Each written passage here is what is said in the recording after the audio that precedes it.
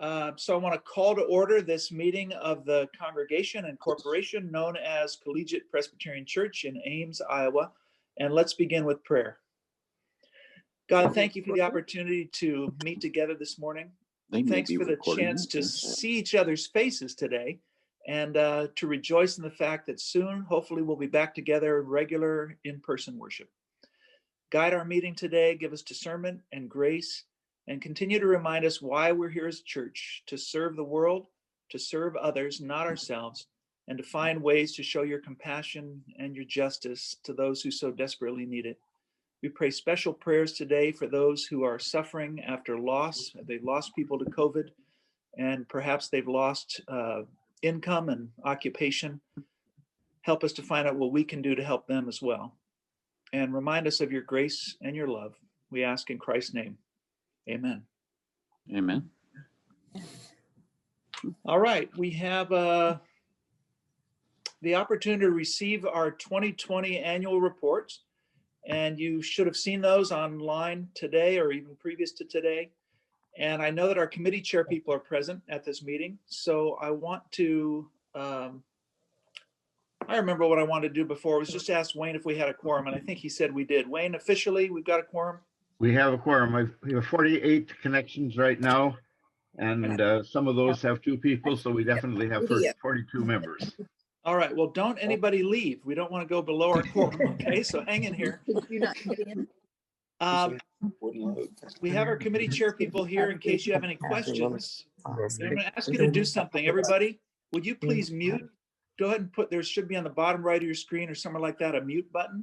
So let's have you mute so we don't get any background noise or phones ringing or anything like that. So if you can find that, and you'll see it come up on your screen with a little microphone with a red line through it.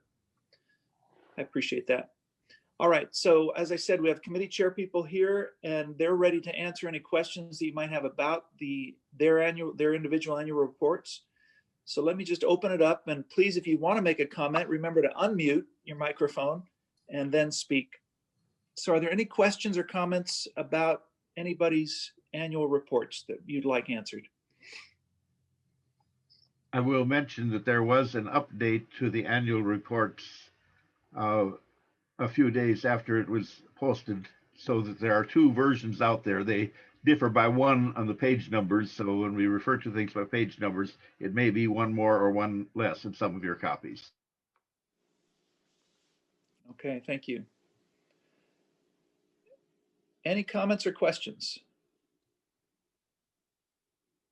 All right, then I would simply ask for a motion from somebody to receive the 2020 annual reports as we have them in our packet. I so move. Okay, moved and seconded. Any discussion? All right, now I'm going to ask you simply to raise your hand. You don't have to unmute. Just raise your hand if you're in favor of the motion. Please raise your hands. We can see you. Brett, not everybody is visible on the screen, so why don't we unmute and have a voice? All right, that's fine.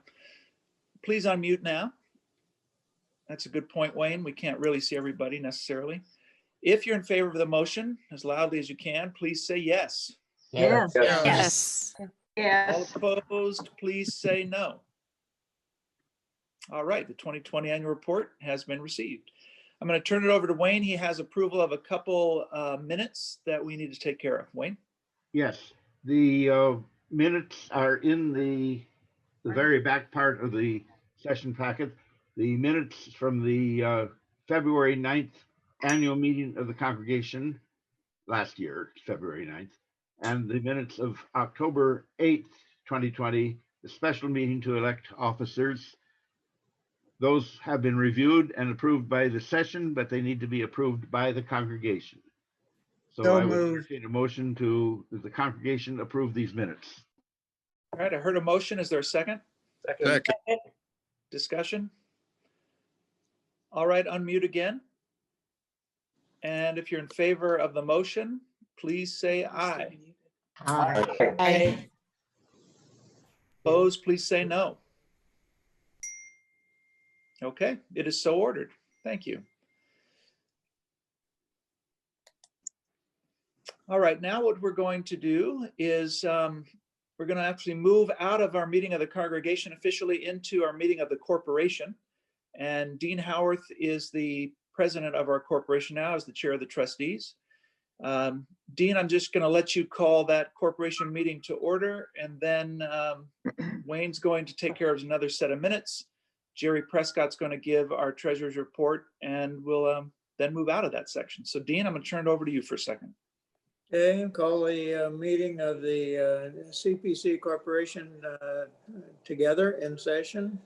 I think one of the items that I had was the approval of the minutes of the 2020 meeting, which you've already done. So Correction, that was what we approved before was the minutes of the congregation. The corporation needs to approve the minutes of the corporation meeting. all right, is there a motion to approve the 2009 or February 9th, 2020 annual I meeting? so move. Second. Second? Second. Okay, let's Unmute. do a voice vote and Unmute. mute. And all in favor, say aye. Aye. All opposed? Me. Carried. The second item is approval of the receiving of the treasurer's report by Jerry. Okay, does anyone have any questions about the report? It is in the annual report. Can you hear me? Yes. Yes. Okay, I wasn't sure, no one said anything. I want to thank Jenny Foley for her service and expertise in administering the church finances this year. It has been a difficult year, and I just think she has done a tremendous job. I second that acknowledgement of Jenny. Awesome work. If nothing else, I guess that's the treasurer's report. Okay. Treasurer's report submitted. All unmute and all in favor of accepting the treasurer's report, say aye. Aye. Opposed? The report is accepted. That concludes those two items on our agenda. Is there anything additional anybody else would have to bring forward? Hearing none, our CPC Corporation meeting is adjourned. Thank you, Dean. That was easy. Back to our meeting of the congregation. And I'm going to turn it over to David Jolly. I don't see Dave, but I imagine he might be here. And he's going to present the 2021 budget to us. Dave. Well, the 2021 budget is balanced. It allows for the addition of a couple of staff, and we're leaning on the personnel committee to lead there, but we have included those forecasts and expectations in the budget. After 2020, which was a very strange year, we've got a pretty healthy surplus going into 2021. So in 2020, our revenues, our income was down, but our expenses were down more. So we're going to lean on that overage a bit as we add staff and prepare to reopen later in the year. But at present, our 2021 budget is balanced, and we're looking forward to a better year than 2020. Okay, are there any questions for Dave, aside from my terms of call, about the budget for next year, for this year, rather, 2021?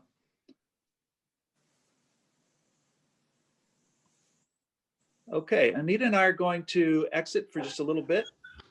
And I'm going to let Wayne take the meeting for a little while and talk about terms of call. And then Dean is going to text me when you're ready for us to come back. And so I'm going to mute my mic and I'll see you in a little bit. This is Diane Janvrin. I have a question about the budget, David. Are we planning on full-time staff hires or part-time staff hires for those two open positions? I couldn't quite tell from reading the budget, and I must admit I didn't read it real clearly. Thank you. Well, to be blunt, I'm not sure. We've put in estimates, and some of them were full-time, some were part-time. Looks like we're replacing ordained staff with perhaps some non-ordained staff. So we're kind of, from the finance committee perspective, we put in dollars to accommodate new hires, but we're kind of leaving it up to the personnel committee and others to decide how exactly and who exactly are going to fill those positions. So we put in the dollars. Some are part-time, one is full-time, but we're kind of leaving it up to the personnel committee to guide us there. Thank you. That helps clarify that.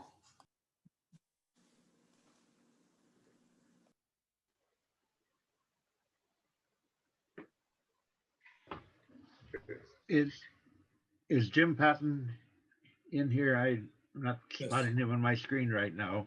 He was scheduled to be presenting the motion on this. Yes, I'm here. Okay. And I'll just add one other comment. The question about full-time or part-time is a legitimate question, but the other question is, depending on the time of the year that they start, how much it takes in our budget. So we have to admit that we've done some guesstimating, and at this point in time, my assumption is at some point on our calendar, we will probably have somebody full-time in the campus ministry, and how much full, part-time, how much part-time in the children and youth ministry is still to be determined. So I just wanted to add that, and I would move that this, at least the questions that came up about personnel, I guess it's not a motion. I just wanted to make those comments. Wayne, what did you want me to move, that we accept the treasurer's report, or? No, we are now on the approval of the terms of call officially. There were questions on the budget that came up after Brett and Anita left, but we are on the terms of call. And so we need a motion to approve the terms of call for Reverend Dr. Brett Becker as listed in the docket for the meeting. I move to that accept it. I move to accept Brett. Can we have someone present the terms of call? They are in the docket. Do you wish to see them on the screen? Yeah. Is it accurate, Wayne, that the terms are involving a 7.5% increase in salary? Jim would know the numbers on that, and he can probably speak more quickly to that. I don't think that it's that was around, I think, the highest 2% for everyone. Terms of call to the pastor were 2% increase.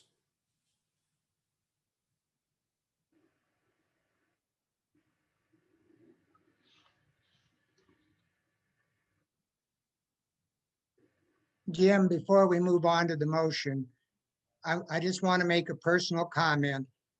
I think we have reversed the importance of the two part-time positions. The youth person should come first. The university person should come second. I don't think we've made a final decision on whether the youth or the youth will be a full-time position or not. I think we're still waiting a recommendation from the committee that's working on that. So it's very possible that that will be a full-time position as we go forward. This year, it may be only part of the year that we have that position available. As we go through the hiring process, we're not sure when that person will be here. And that's more likely what's reflected in the budget. You're going to have another full-time pastor or part-time? What was the question? Are we going to have another part-time pastor or something? We haven't extended any terms of call or put anything out there as far as job descriptions yet. So that's still a to be determined right now. It seems significant to me if we've gone from 3 ordained people, and I'm hearing discussion of these 2 positions not being ordained. I think that was the crux of Jim's question. That is a significant change for our church to go from 3 ordained people down to 1. Yeah, it was actually 2 3/4 previously. Wayne, can you clarify where the discussion is going here? Are we going back to discussing the budget for the year, or are we discussing Brett's terms of call? It sounds like the discussion has moved back to the budget because the terms of call has an impact on the budget, but the motion that is on the floor is to approve the terms of call. Let's stick to that one. Let's stick to the terms of call for a while. Is there any more discussion on the terms of call? Wayne, were you going to share the terms of call on the screen? Yes.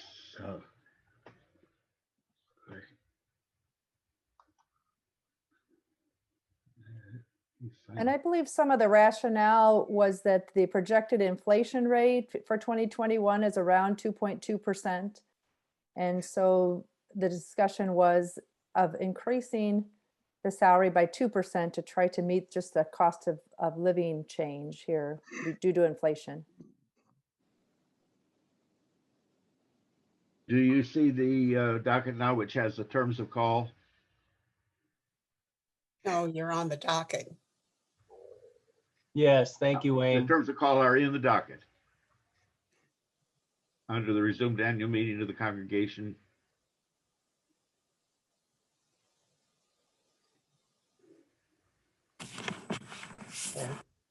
Does everybody that wishes to see the detailed terms of call, see them? 130. Effective salary, $94,278. The Board of Pensions dues of $34,605. $4,000 in professional allowances. For a total annual cost of $132,883. And 2 weeks of continuing education, 1 week of worship sermon planning leave, and 4 weeks of vacation. And the only changes from last year are the increases of, I believe Jim said it was 2% on the effective salary and consequently on the Board of Pensions dues, which are calculated as a percentage of the effective salary.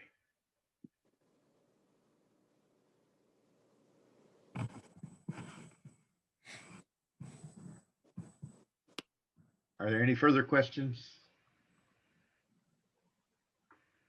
Call for the question. The question has been called. Would you unmute?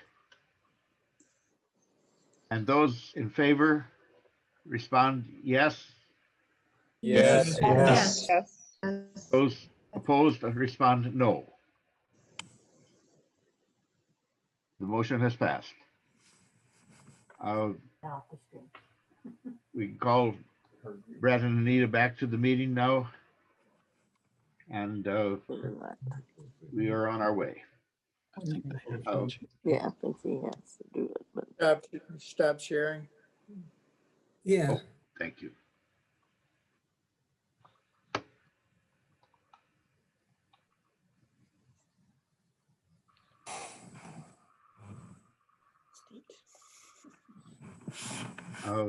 Hello again. We decided to keep you, Brett. All right, I was gonna ask if I still had a job. Thanks, Wayne. What did he say? We love Thank you, you all. Brett. We love you. Thank you for that approval. It's And my Brett, we pleasure. did get a little off topic. That's why we took so long. No problem. It has been a crazy year. My goodness, to call 2020 a different year is an understatement. So I appreciate everybody hanging with us, and we're really trying hard to get back to worship. And let me use this opportunity to just invite you. Our next in-person worship schedule plan is for 2 weeks from today on February 21st. And so for those of you who have had a vaccine and you're willing to risk it and take a chance and feel safe, we'd love to invite you to worship that day at 9 o'clock in the sanctuary. Everybody's going to still be wearing a mask, and we're going to have distance, no singing, but we will be able to respond to responsive readings quietly within our own masks. So just want to get that out there to those of you who are here. And the last time we did it, it was so fun preaching to real faces instead of the camera. So I hope you'll join us and we can do that. All right, I'm going to get back to the agenda. Let me find it here again. Oh, did I give you the wrong thing? No, you found it fine. When Dean texted me, I lost my agenda here. The rock report would be the next item on the agenda. Right, we've got several task force reports. So I'm going to turn it over to Karen Welk. And Karen, tell us what's happening with the reopening our church task force beyond what I just said. All right, thank you.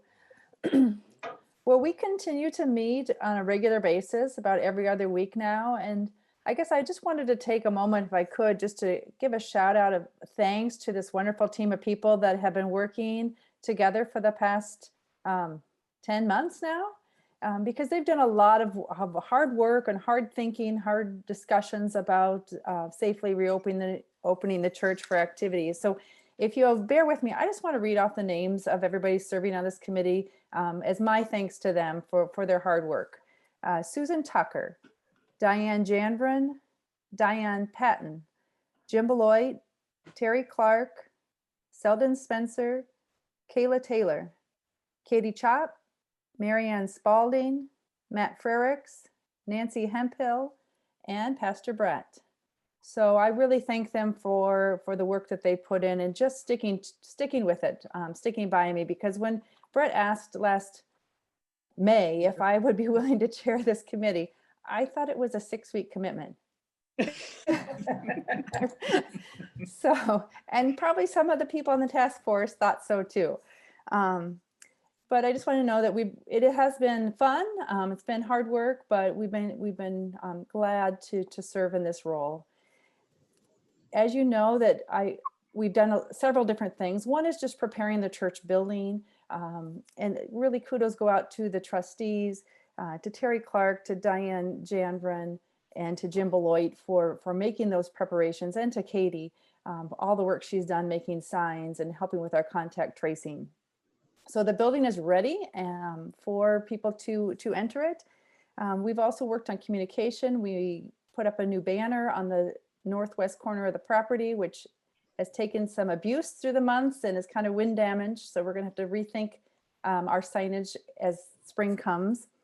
We've also tried to work for congregational connections, because I think that's one of the things, of course, right, that we're missing the most is being together and connecting with one another. It's been really hard this year. So in the summer, we did the driveway gatherings. Small groups gathered together outdoors, socially distanced with masks, and spent time just catching up with one another.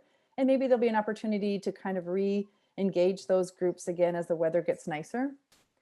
We did the Joyful Jingle in December, where we did a car parade through Green Hills and North Crest. And wow, did you guys come out in force? We had, I think, 80 participants. Your decorations on your cars were amazing, and we had a lot of fun with that event. We're going to look forward to a couple other ways to communicate or connect. And one is the game day this afternoon. I hope you guys will come. And then on the 14th, we're going to do a Valentine's car parade, and we are going to parade past the homes of some of our members. So if you guys are free and if the weather's good on the 14th, I hope you'll join us on the 14th at 2 o'clock for that Valentine's car parade. And we meet at the church, right, Karen? We're going to meet in the church parking lot. So decorate your cars with some signs of love and red, and get your red and pink decorations out. We tried to have an outdoor worship service last fall, and unfortunately, it began to rain on our equipment as we were all set up on the northeast corner of the property. Again, we may look forward to doing some more outdoor worship services when the weather gets nicer, but we are disappointed that we wouldn't be able to pull that off. We had our first in-person worship service on the 24th of January and are looking forward to the second one coming up on the 21st of February. So that's where we're at. And I know that some of you guys might be curious about how we've made our decisions about when to allow small groups to use the church, when we feel that it might be safe or our risks low enough to meet in person. And to that, I'm going to turn it over to Matt. And he's going to kind of walk you through some of the metrics and decision making that we try to use each time we meet to evaluate whether or not it's safe to open up the church building for all of you. So I'm going to let Matt speak. And then if you guys have questions about plans as we move forward, we can kind of take those after Matt's presentation. Our idea is kind of maybe this hybrid model that we will maybe have a once a month worship service in person until enough people have had the vaccine that they feel comfortable coming out. Right now, we're looking at about maybe 10% of the membership feeling comfortable about being in an in-person worship service. And I think that's likely due to the age of our membership and just other people's health concerns. And we're thinking that that will change. We'll have an increased number of people feeling comfortable once they've had a chance to have the vaccine. But we will see. But right now, our plan is to start with once a month and kind of go from there. Thank you. All right, good morning, everyone. Morning. Assume you can all see the presentation that I have displayed here. What I'm showing here is just the information packet, and this walks through a little bit of the information that we use that's both delivered to the ROC committee as well as the session on some of the metrics and data that we're looking at here. First, just a little bit around our decision guidelines, and this is really around the metrics and new case data. So we want to look for, before we're moving to a full reopening or more significant reopening, new cases should remain under what we call a control limit, and I'll show you what that is in a second here. We want to make sure that we monitor for trends, so we want to be very wary of sharp upward trends in the data. But also on that side, monitor for those decreasing trends as well to make sure that we're keeping an eye on that. We want to make sure that we're no greater than 30% of our capacity for ICCU beds at Mary Greeley. There should be no contrary guidance from Presbyterian Church USA or the Presbytery saying that we shouldn't be meeting. And then CDC, Iowa Department of Public Health, state, city guidance, we need to make sure that we're following the guidelines that are given to us by those specific bodies. So how do we look at this? We do a rolling out average of new cases calculated based on the last 14 days. We look at the standard deviation of that. And then we use a multiplier to figure out what our bands are around that, and then look for kind of the top end of that. We want to make sure that the top end of that shouldn't be any higher than the number of beds that we have available in the ICCU. And then we look at a midpoint for that graph, which is just around a third of the total number of beds. So this is a graph of where we are in right now in Story County. So you can see that we've had a few spikes. I remember back at a long time ago when this spike in the July timeframe seemed really bad. And then, of course, we've had some more significant spikes based on that. But we have had a very marked decrease from our high in late November and continued to stay fairly low during that time frame. I also like to take a look at this, which is the last 30 days. And this shows that we've been fairly flat. And this takes out, compared to the previous chart, some of those what looks like very large bumps up and down. But when we look at it in a 30-day time span, we're doing fairly well. So for example, yesterday there were 17 new cases. The 14-day average for Story County is at 26.2. We're fairly flat, so we don't have a lot of days without increases in the rolling average, or but that's okay when you're low. And then we still are not to that level where we want to, where we're, what I would say is in control on this. We look at just for information, primarily what does Iowa look like? So you can see that Iowa as well experienced a significant spike in late November and has come down significantly since that point in time, with a caseload of 509 yesterday and 834 in the last 14 days. And then the last 13 days, we've been decreasing in that rolling average. We also take a look at just some of the information from the Iowa Department of Public Health on positivity rates. So you can see that Story County's positivity rate in the last 7 days is about 5%, with the primary age categories being that 0 to 30, drops off significantly after those levels. And then when we look at 14 days, we're at 6%, with similar numbers for positive caseloads. Now, I take a look at both of these to say that if my positive case percentage is lower than in 7 days is lower than my 14 days, it's an indicator, not a guarantee, that there will be a continuing decrease trend.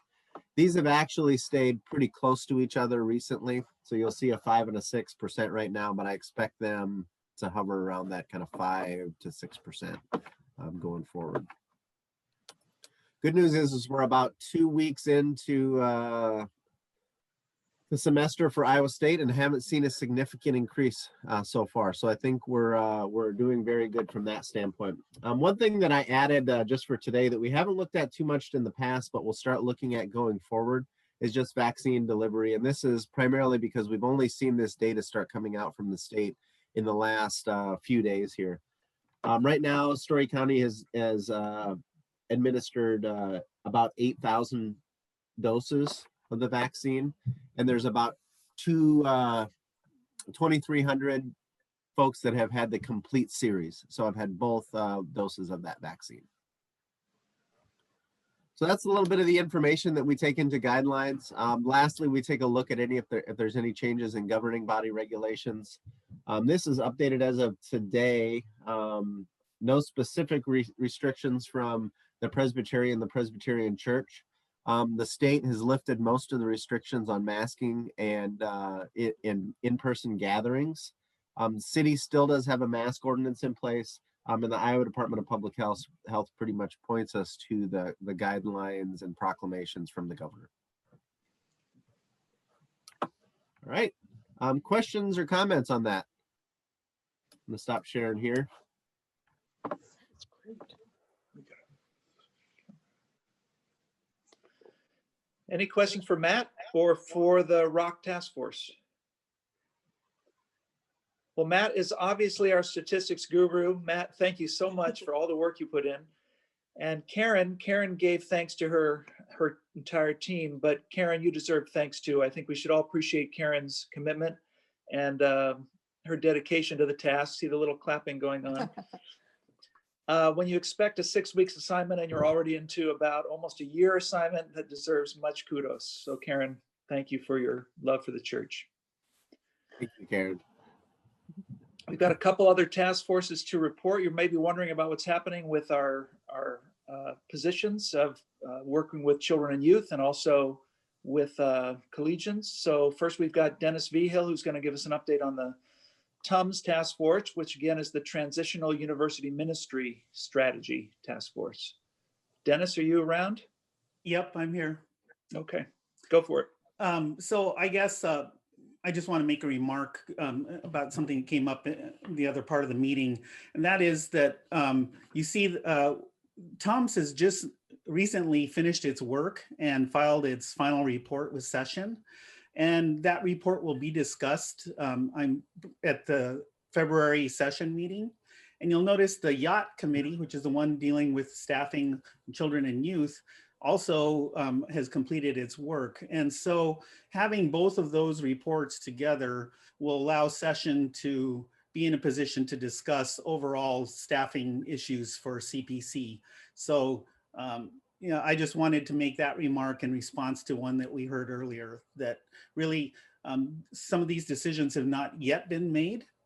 So a little more patience. With regard to the TUMS committee, this has been a fantastic committee to work on. I feel really privileged to have been able to work with the members of the team, several of whom are here. It was one of the most fun things I've been able to do since I've been at CPC. I'll tell you that our charge went beyond just considering staffing issues. We really needed to take a deeper look into what's gone on with university ministry at CPC over the course of many years. And you know, one of our main tasks was actually to formulate long-term vision for the program. That is something that has sorely been missing, and has really resulted in a lot of start-stop kinds of problems, and you know, led to the dwindling of the size of the group.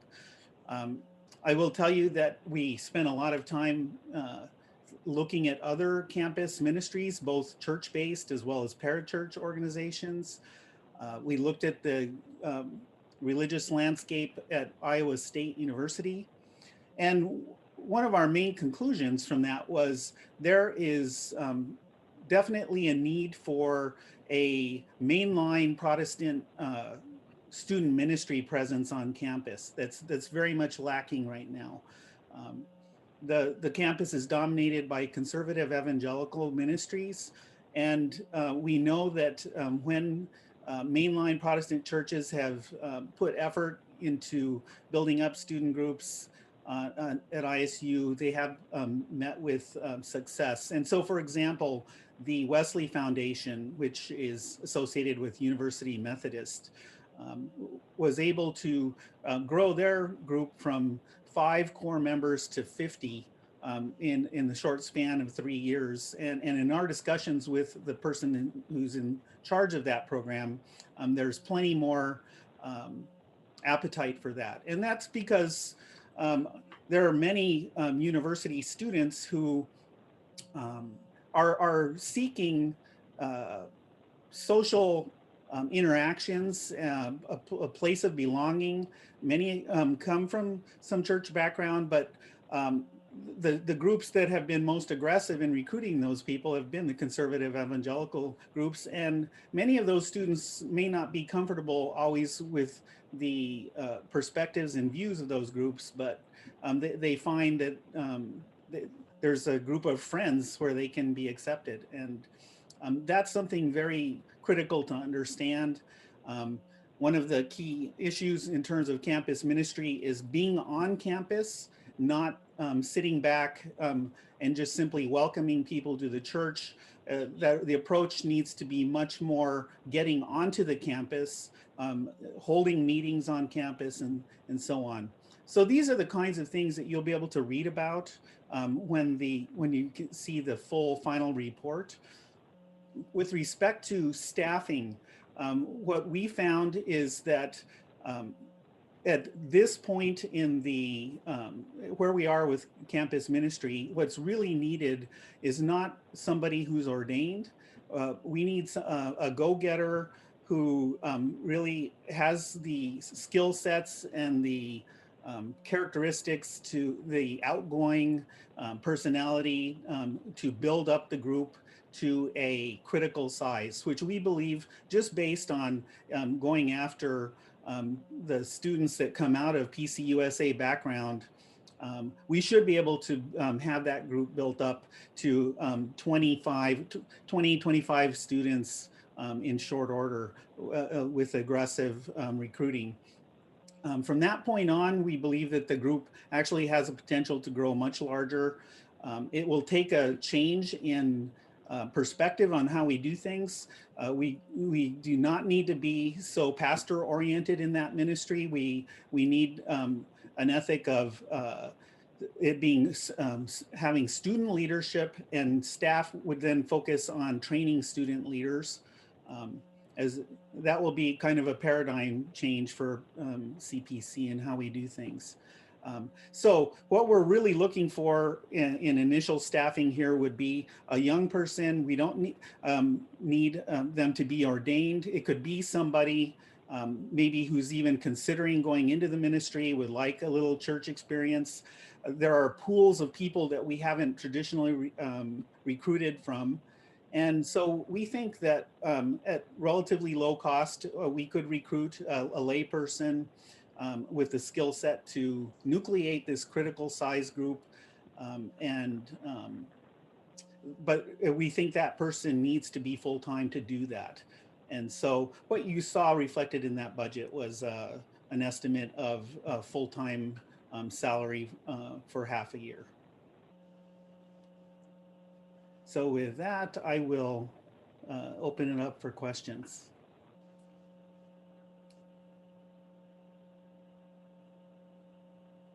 Questions? That was, anybody questions? Are you asleep? That was very thorough, Dennis, and I want to thank you for your labor of love with that task force. Dennis and Susan Vigil, his wife, may also be providing a little bit of short-term help and work before we find whoever that person is. Dennis commented on how we don't just want to reach students, but we have a whole campus full of staff and others on the ISU campus, faculty that we can also reach out to. So Dennis and Susan are considering giving a little of their time to have some sort of a gathering or even Bible study with faculty and staff, and to invite them to our church as well. So Dennis, thank you again. I know that's been a lot of work, and the session looks forward to hearing your complete report later this month. I'm going to turn it over to Dave Tucker, who's the co-chair of the Yacht Task Force. You know I love acrostics, so this one stands for Youth and Children Transitional Task Force. I know there's been a lot of concern from parents about what's going to be happening with for their youth. And just this week, I sent out a letter to all the parents of our children and youth. And I'm going to have Katie include that on the Wednesday email this week so that you can see what I wrote to the parents. And I updated them on all of these concerns and these programs, including summer camp and some things that are going to be available going forward. So take a look at that this Wednesday when you have a chance. Dave, why don't you give us an update on how you're doing with the Yacht Task Force? Okay, thanks, Brett. So as we started out the Yacht Task Force, this was really born out of a session meeting where we spent some time. Brett's introduced a new values-based decision-making process. We're looking at what do we want to have for our next children and youth pastor. Dave, let me interrupt you. Just everybody who's please mute yourselves if you're not speaking, so that Dave won't be interrupted, just like I interrupted him just now. Okay, Dave, back to you. So what we did was take the information that came out of that session meeting. We looked at the job description that we had for that position in the past, and then we stepped back to look at the program holistically. We didn't have near the job that the TUMS task force has. We didn't have to re-envision the whole program, but what we really wanted to do was update the job description, the posting that we would use to recruit a new person, and make sure that it was reflective of what we're looking for today. So we assembled a group. It consisted of Ali Franzen representing our youth, Kathy Schukert representing personnel, then Matt Franzen, Kayla Taylor, Aaron Rogers, Brent Shanks, Brett Becker, Kirsten Newman, Laura Galvin, and Jacqueline Venersinski. We met a number of times before Christmas and wrapped it up after Christmas. And we also step back and look at, okay, what are the attributes that we want to have in this person? What are the things we're really looking for? What are really the essential duties? And through a series of debate, created a job description and job posting out of that. It created a lot of good discussion, ability to step back and map, what is really important to us about this program and make sure we capture that. And Kathy Schukert was instrumental in helping us update that in terms of a job description. We captured the attributes we created. We went through a couple of rounds of iteration on the actual job description and posting. Kayla Taylor has now taken that to the Youth and Children Ministries Committee, and they've approved it as being ready to go forward. So we're at this point now going forward with personnel to round out, getting it actually formulated into an official description of, and forming the search committee around that. Like Dennis said in Tom's, we did not require this be an ordained position. Our feeling was we really want to find the best person for this position who most reflects those values that we hold for the church and for our youth ministry. So next step now will be to take that and start looking for a person to fill that position. And again, that we've done around through the constraints we have around budget and everything else. So that's a summary of where we are right now. I'll also open it up for questions.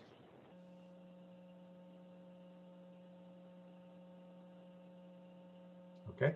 I know that Dave also thought this would be a shorter and easier task. So Dave, thank you for the extra effort and commitment that you put in. And again, a very thorough and complete report. Wow, the session meeting is going to be exciting this month when we hear these things officially and begin to take more active steps forward. Does anybody have any questions or comments on any of the reports that you just heard, or on any of them that are in the packet as part of this meeting? Okay, then I'm required also to ask, is there any new business that anybody would like to bring up as part of our annual gathering right now?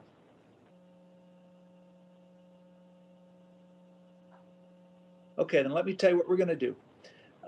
Part of this meeting is to recite the necrology report. So those of our members and some outside of our membership that are close to us who have died this year and gone on to the church triumphant.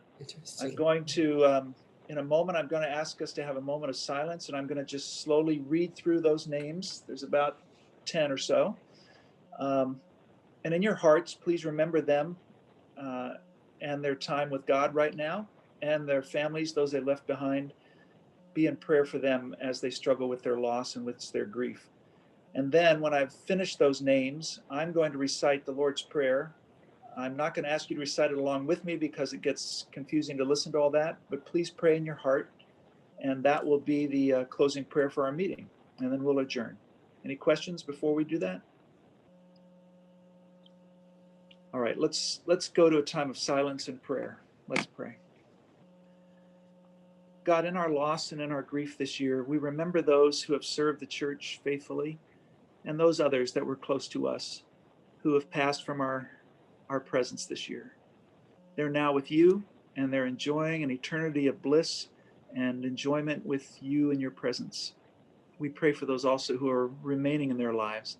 And as we mention their names, help us to remember them and the struggles that they may still be going through. Jean Freeman.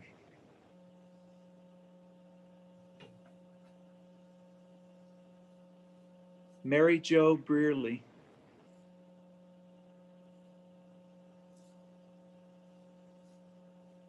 Reverend Jim Kleinfelder, former associate pastor at CPC.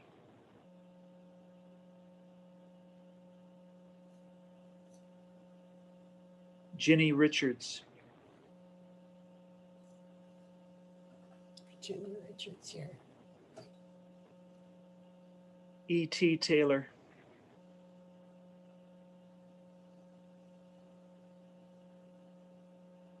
Bob Kern.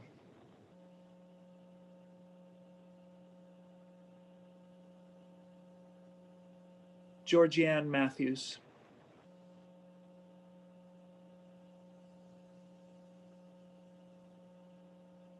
My mother, Roberta Henry.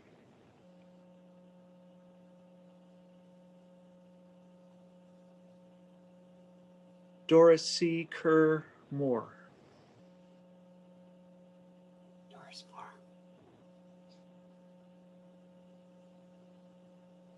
And Chris Moorman.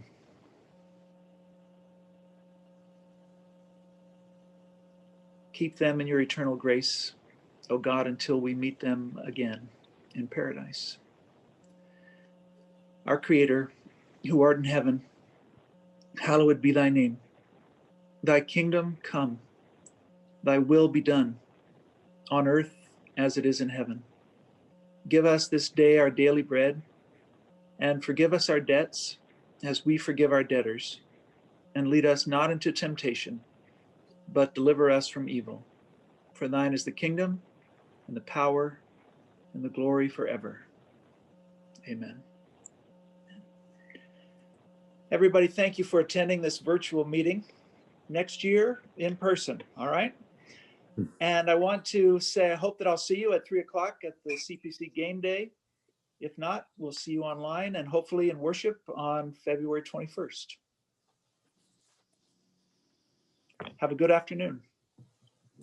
This meeting is hereby adjourned.